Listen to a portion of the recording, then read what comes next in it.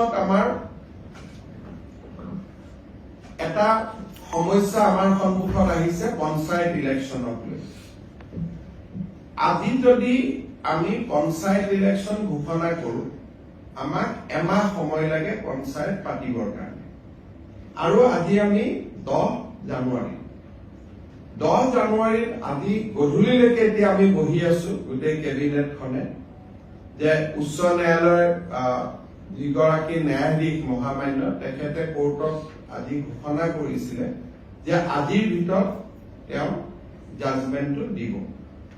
কিন্তু এতিয়ালৈকে আমি বহি আছো, জাজমেন্টটো অহা নাই। গোটেই কেবিনেটখনে ইনফেক্ট 3 ঘণ্টা সময় আমি বহি আছিলো যে জাজমেন্টটো আহিব, অলপ পিছত আহিব, এতিয়া আহিব, এনেকে আমি অপেক্ষা কৰি আছো। ইনফেক্ট দিনৰ 2টা বজাৰ পৰা আমি অপেক্ষা কৰি আছো। সাধাৰণতে চৰকাৰসমূহে পঞ্চায়ত পাতিব নোখোজে, যে আমি পঞ্চায়ত নাপাতো, ইমান ইলেকশ্যনত আমি ৰিস্ক নলওঁ। বিশেষকৈ বিধানসভাৰ নিৰ্বাচনৰ আগে আগে কোনো চৰকাৰে পঞ্চায়ত পাতিব নোখোজে। আমি পঞ্চায়ত পাতিবৰ কাৰণে উদ্গ্ৰীৱ হৈ বহি আছো। কিন্তু এই পৰ্যন্ত মই অলপ আগতে মহাঅধিবক্তা দেৱজিৎ শইকীয়াক টেলিফোন কৰিছিলো। তেওঁ কৈছে যে এই সময়লৈকে জাজমেন্টটো ডিক্লেৰেশ্যন হৈ আছে, জাজমেন্ট অহা নাই, বা যি ধৰণৰ কথা। আজি যদি ৰাতি 12টাৰ আগতে আমি জাজমেন্টটো নাপাওঁ, পজিটিভ বা নিগেটিভ যি নহওক, তেতিয়াহ'লে আমি পঞ্চায়ত ইলেকশ্যনটো একেবাৰে মেট্ৰিক বা হায়াৰ ছেকেণ্ডেৰী পৰীক্ষাৰ পিছলৈকে লৈ যাব লাগিব। কাৰণ 14 ফেব্ৰুৱাৰীৰ পৰা মেট্ৰিক আৰু হায়াৰ ছেকেণ্ডেৰী আৰম্ভ হ'ব। আৰু যদি এবাৰ ইলেকশ্যন কৰিলে 1 মাহ সময় লাগে নটিফিকেশ্যনৰ পৰা, আৰু 2টা ফেজত কৰিলে আজি হল 10 তাৰিখ, 10 ফেব্ৰুৱাৰীত এটা হ'ব পাৰে, 12 ফেব্ৰুৱাৰীত এটা ইলেকশ্যন হ'ব পাৰে। কিন্তু আজি যদি ৰাতি 12টাৰ আগতে যদি হাইকোৰ্টৰ পৰা অৰ্ডাৰটো ওলাই নাহে, আৰু পিছৰ 10 দিনো হাইকোৰ্ট বন্ধ আছে, গতিকে তাৰ পৰিপ্ৰেক্ষিতত মই ভাবো যে পঞ্চায়ত ইলেকশ্যন পতাটো অসম্ভৱ হৈ পৰিব। কাৰণ মেট্ৰিক আৰু হায়াৰ ছেকেণ্ডেৰী পৰীক্ষাৰ মাজত পঞ্চায়ত ইলেকশ্যন পাতিব পৰা নাযাব।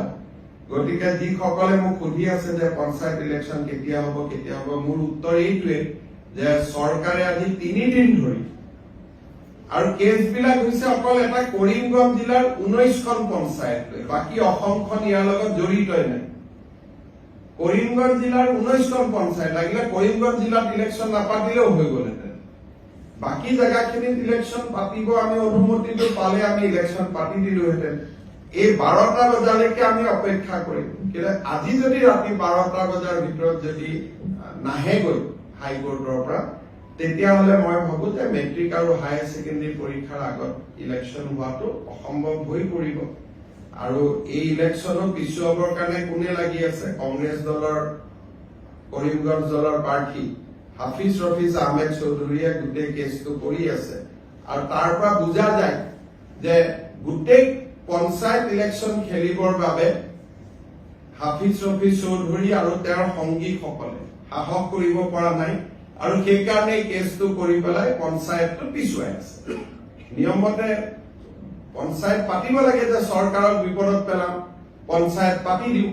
কিন্তু ইয়াত ওলোটা হৈছে যে বিৰোধী পক্ষৰ একাংশই, কাৰণ হাফিজ ৰফিজ চৌধুৰী কংগ্ৰেছ দলৰ অফিচিয়েল কেণ্ডিডেট হয়, আৰু আন যিগৰাকী অধিবক্তা তেওঁ কংগ্ৰেছ দলৰ দিনতে চলিচিটৰ জেনেৰেল হৈছিলে দিল্লীত। গতিকে 2জন অধিবক্তাই আজিও তেওঁলোকে আৰ্গুমেণ্ট 3 দিন আগত চেঞ্জ হল, আজিও 2 ঘণ্টা আৰ্গুমেণ্ট কৰিছে।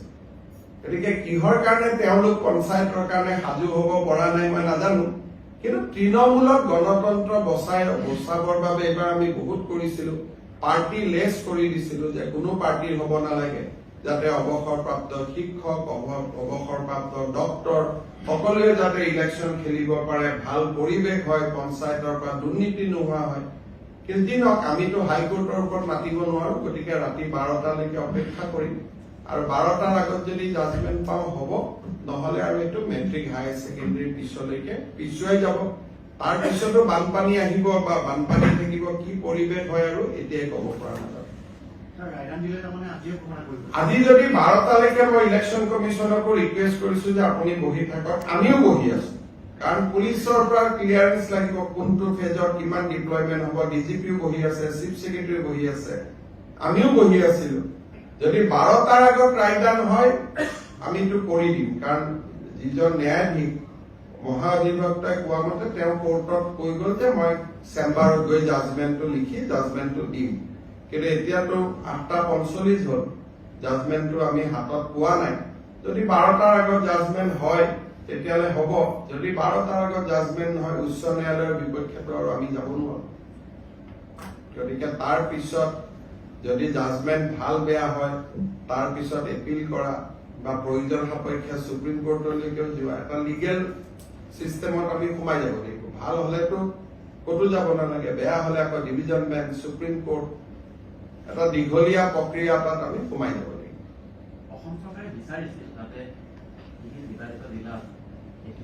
আমিতো কৈছিলো যে যদি 19খন পঞ্চায়তৰ কথা, 19খন পঞ্চায়ত বা সেই জিলাখনেই কমপ্লিট বাদ দিয়ক, আমাৰ এডভোকেট জেনেৰেল তাত আৰ্গুমেণ্টটো দিছে। এতিয়া ন্যায়াধীশ গৰাকীয়ে কেনেকে জাজমেন্ট দিয়ে এতিয়াতো মই দেখা নাই জাজমেন্টটো দেখাৰ পিছতহে আমি অপিনিয়ন দিব পাৰিম ভাল বেয়া, যিয়ে নহওক কিয়। আমাৰ মতে নগলে তেতিয়াও কথা, কিন্তু আমাৰ ফেভাৰতো যদি যায় আৰু জাজমেন্টটো কালি পাওঁ তেতিয়াহ'লে ইলেকশ্যন নহ'ব। 12টাৰ আগতে পালেহে ইলেকশ্যন হ'ব, নহ'লে মেট্ৰিক পৰীক্ষা, হায়াৰ ছেকেণ্ডেৰী পৰীক্ষাৰ ইমান ওচৰত গৈ ইলেকশ্যন পাতিলে ছাত্ৰ ছাত্ৰীসকলে সমালোচনা কৰিব।